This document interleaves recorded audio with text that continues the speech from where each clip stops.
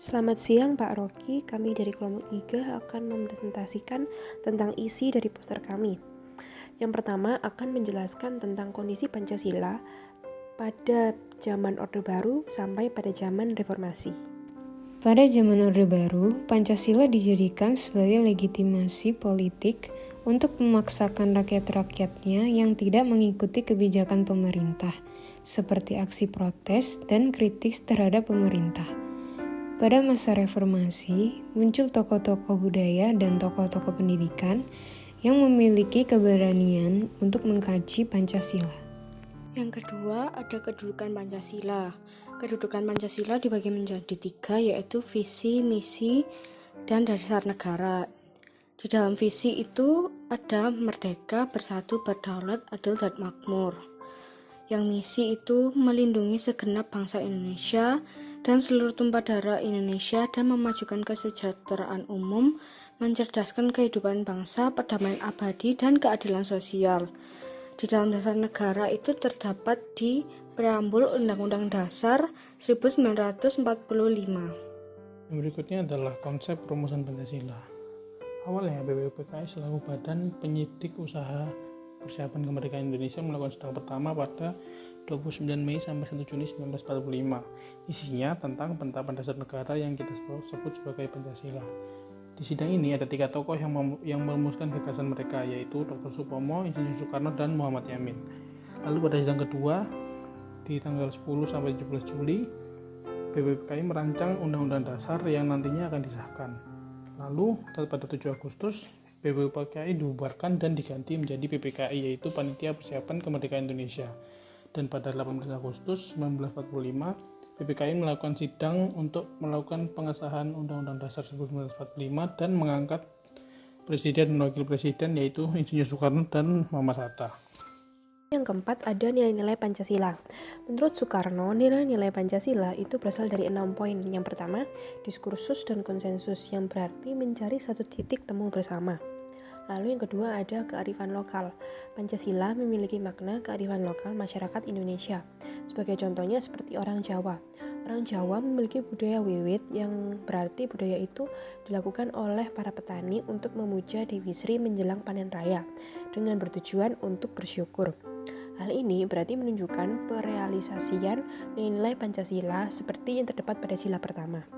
Lalu yang ketiga ada budaya. Nilai Pancasila juga terkandung budaya-budaya yang ada di Indonesia. Contohnya seperti Kerajaan Majapahit.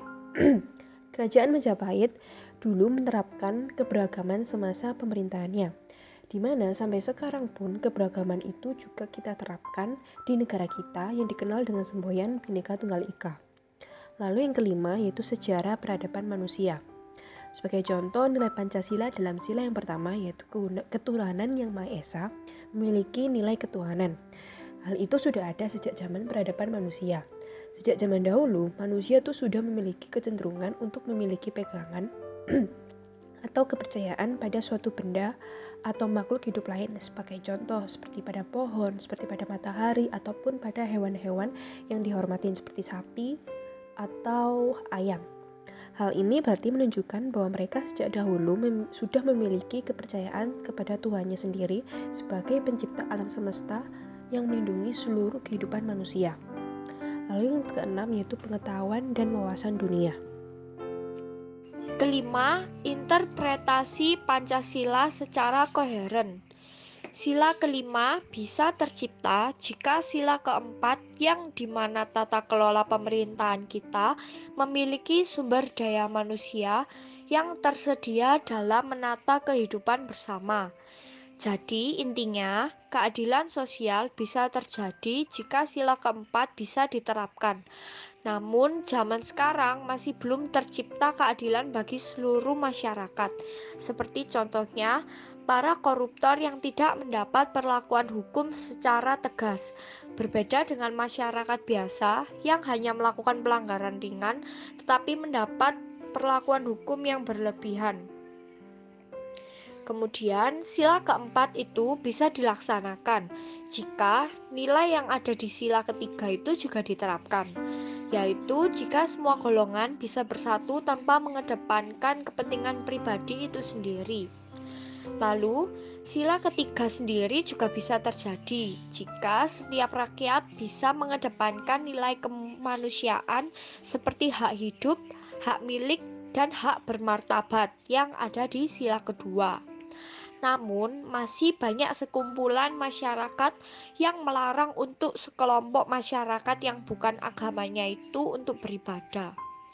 Kemudian yang terakhir adalah sila kedua dapat terlaksanakan jika kita sendiri bisa memahami nilai-nilai spiritualitas religius kita, yaitu dengan memahami nilai ketuhanan dengan benar yang ada di sila pertama. Jadi, jika disimpulkan, semua sila yang terkandung di dalam Pancasila tersebut memiliki nilai keterkaitan satu dengan yang lainnya. Jika kita melaksanakan salah satu sila, berarti kita juga menerapkan nilai sila yang lainnya. Konsep ideologi Pancasila. Ideologi terbuka yang pertama berasal dari budaya masyarakat sendiri. Yang kedua, berdasarkan harta kekayaan rohani dan moralitas masyarakat sebagai pemandu kehidupan. Yang ketiga, merupakan kebutuhan. Yang keempat, cenderung universal atau abstrak. Yang kelima, mengakomodasi bentuk masyarakat pluralistik. Nah, sekarang ideologi tertutup.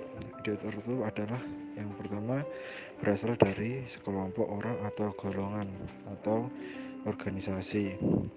Yang kedua, mendasari suatu program untuk mengubah atau membarui tatanan masyarakat.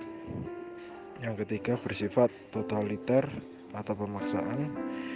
Yang keempat, cenderung operasional atau konkret. Yang kelima, melahirkan dan memperjuangkan masyarakat yang homogen.